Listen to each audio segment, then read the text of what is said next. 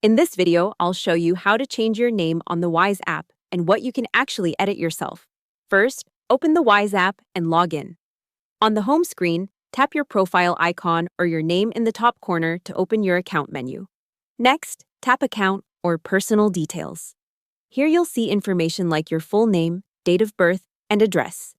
In many cases, your legal name can't be changed directly in the app because it's tied to your verification and ID.